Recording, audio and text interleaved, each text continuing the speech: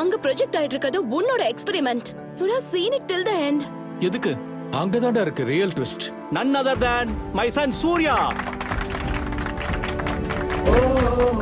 அவனுக்கு அந்த புரோட்டோடைப்பை ஹேண்டில் பண்ண தெரியல.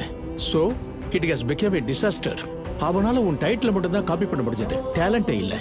அதனால தான் ஃபெயில் ஆயிட்டான். What happened? அப்பதான் எல்லாருக்குமே புரிஞ்சது, ப்ராஜெக்ட் அவனோடது இல்லைன்னு தெரிஞ்சதுக்கு அப்புறம் மறுபடியும் எக்ஸ்போவை ரீஷெட்யூல் பண்ணிருக்காங்க. உன்னால மட்டும் மறுபடியும் பிரசன்ட் பண்ண முடிஞ்சா you got a second chance to prove yourself. She is right. நீ கடைசி வரைக்கும் அங்க இருந்திருக்கணும். எப்பவும் நீ என்ன சொல்லுவ? கேரக்டர் முக்கியம்னு சொல்லுவல. என்ன நடந்தாலும் அந்த கேரக்டருக்காக கடைசி வரைக்கும் ஃபைட் பண்ணி நிக்கணும்னு நீ சொல்லுவல. இப்ப எங்க போயிடுச்சு அந்த சோ கால் கேரக்டர்? ஓஹோ, கேரக்டர் பத்தி எல்லாம் கூட இருக்கவங்களுக்கு மட்டும் தான் சொல்லுவியா? உனக்கு கிடையாதா? வெற்றி வரைக்கும் பக்கத்துல போயிட்டு திரும்ப வந்தானா அவனை யாரும் வீரன்னு சொல்ல மாட்டாங்க.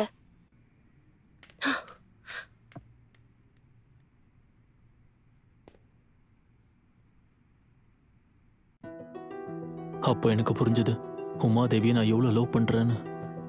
நான் பண்ற தப்பெல்லாம் என் கண்ணு முன்னாடி வந்து நின்னுச்சு. ஒரு நிமிஷம் இருங்க. அவசரமா பேசணும்னு சொல்லி கூப்பிட்டுட்டு பேசவே மாட்டேங்கிறானடி.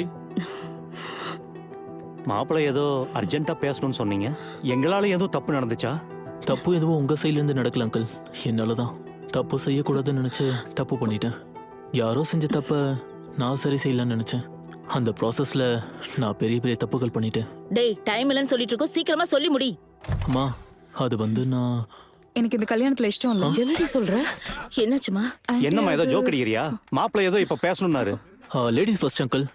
பரவாயில்ல, வெண்ணிலாவே முதல்ல சொல்லட்டும். நீங்க என்ன வேணாலும் பேசிக்கோங்கப்பா, நான் கிளம்புறேன். எனக்கு கல்யாணத்துல விருப்பம் இல்ல. And I am not joking. என்னாச்சுமா? என்ன பிரச்சனை சொல்லுமா? அது ஒன்றும் இல்ல ஆண்டி, இவன் எனக்கு செட் ஆக மாட்டான். I want to travel the whole world. இவன் கிட்ட அட்லீஸ்ட் ஒரு பாஸ்போர்ட் கூட கிடையாது. I have my whole life planned. 35,000க்கும் 2 lakhsக்கும் நிறைய தூரம் இருக்கு சிவா. உன்னோட சம்பளத்துல அட்ஜஸ்ட் பண்ணிட்டு சந்தோஷமா இருக்க முடியும். அந்த காசை வச்சுட்டு ஏசி ரூம்ல கம்ஃபர்டபுளா இருக்க முடியும். அதே இது சொந்த வீடா இருந்தா நிம்மதியா இருக்கும். எல்லாரும் ரிலேஷன்ஷிப்காக வாழ மாட்டாங்க, கொஞ்சம் பணமும் வேணும் சிவா. எனக்கு லைஃப்ல நிறைய ட்ரீம்ஸ் இருக்குப்பா, எனக்கு அதுவும் வேணும். I'm so sorry, Shiva. You're too simple for me.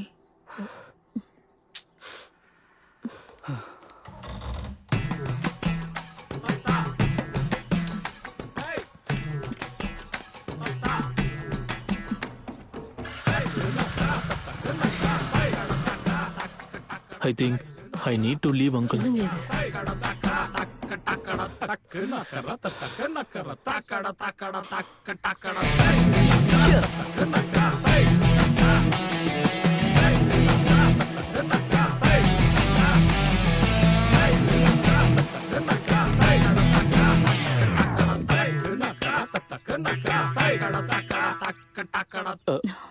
இப்ப கல்யாணத்துக்கு வந்தவங்க கிட்ட என்ன சொல்றதுன்னே தெரியலையே.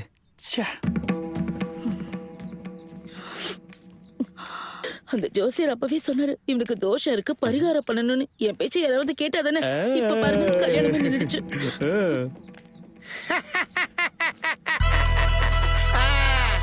என்னடா ஜாலியா என்ஜாய் பண்றீங்க போல இருக்கு.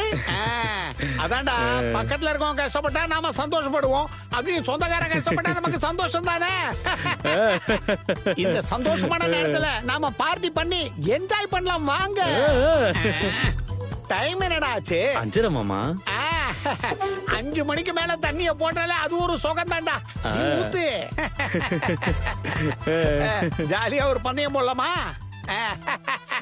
ஆமா, பெத்த தாய்க்கு காட்டன் புடவை கூட வாங்கி தராதவன் சித்திக்கு பட்டு புடவை வாங்கி கொடுத்தானா எப்படி இருக்கும்? புரியல.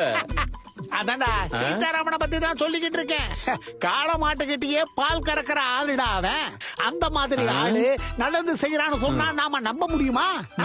அவன் பொண்ணுக்குன்னா வெளிநாட்டு மாப்பிள்ளையாம், அவன் அண்ணன் பொண்ணுக்குன்னா பக்கத்து வீட்டு மாப்பிள்ளையாம். எனக்கு தெரிஞ்சு இவன் பொண்ணுதான் பக்கத்து வீட்டு பையனை லவ் பண்ணிருக்கோம். அதை மறைக்கிறதுக்காக இவன் பொண்ணுக்கு வெளிநாட்டு மாப்பிள்ளை பாக்கிறதா சொல்லிக்கிட்டு இருக்கான். இப்ப என்னாச்சு? அந்த பொண்ணு ஓடி போச்சு, இந்த கல்யாணம் நின்று போச்சு. இப்ப பாரு, ரஷ்யாவுக்கும் நாட்டோவுக்கும் நடுவுல மாட்டினா உக்ரைன் மாதிரி ஆகி போச்சு நிலைமை. டேய், சைடு டிஷ் இருந்தா கொடுங்கடா. பக்கத்துல இருக்கு மாமா. சூடா வருது. அதெல்லாம் ஒண்ணும் வேண்டாம். இப்ப பெட் ஆஃப் த செஞ்சுரி, அந்த சீதாராமன் பொண்ணோட கல்யாணம் நடக்குமா நடக்காதான்னு மட்டும் சொல்லுங்க. நடக்காதுன்னு நான் 10,000 ரூபாய் பந்தயம் கட்டுறேன். கட்டுங்கடா.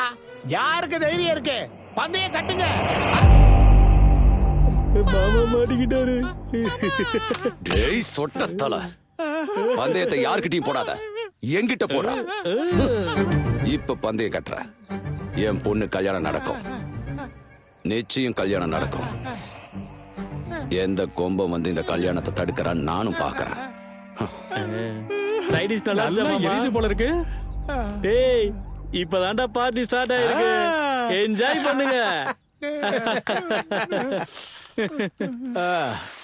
இந்த வெதரை பார்த்தாலே எரிச்சலா இருக்கு. வீட்டுல வேற யாரும் இல்ல.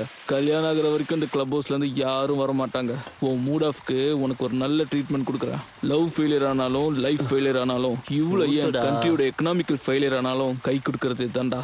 நம்ம தேசத்துக்குலாம் இதுதான் ஒரே நேஷனல் ட்ரிங்க் மாதிரி. அடிடா சொல்றேன். Cheers.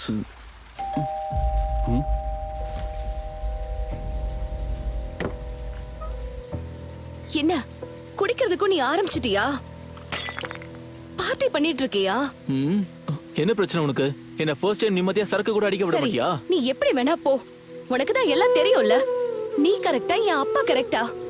நீ என்னமோ என்ன ரொம்ப காதலிக்கிறதா சொன்ன. எனக்கு டைம் வேணும்னு கேட்ட உடனே என் அக்காவை கல்யாணம் பண்றதுக்கு ரெடி ஆயிட்ட. என் அப்பாக்கு நான் தான் அவரோட உயிர்னு சொல்றாரு. ஆனா என்ன மனுஷிய மதிச்சு எனக்கு மாப்பிள்ளைய பிடிச்சிருக்கா இல்லையான்னு கூட கேக்கல. அவங்க இஷ்டத்துக்கு அந்த கல்யாணத்தை முடிவு பண்ணிட்டாங்க. யாரு கரெக்ட்? உன் அப்பா தான் கரெக்ட். அவர் பாரு எவ்வளவு கான்ஃபிடென்ட்டா இந்த கல்யாணத்தை பண்றாருன்னு. He believes that you will be happy forever. அப்படின்னா வா, இங்க இருந்து நம்ம 2 பேரும் போயிடலாம். உமாதேவி, எனக்கு உன்னை ரொம்ப பிடிக்கும். ஆனா இந்த மாதிரி ஓடி போய் கல்யாணம் பண்றதுல எனக்கு இஷ்டம் இல்ல.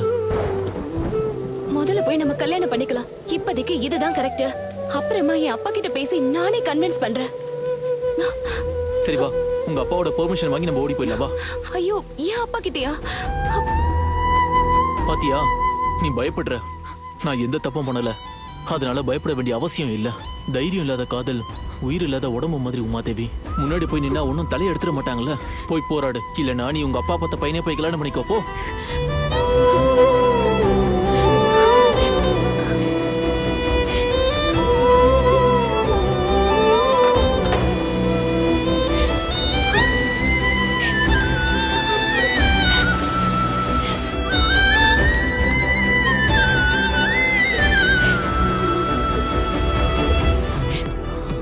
டேய் சிவா, ஏன்டா இப்படி எழுதிட்டு இருக்க?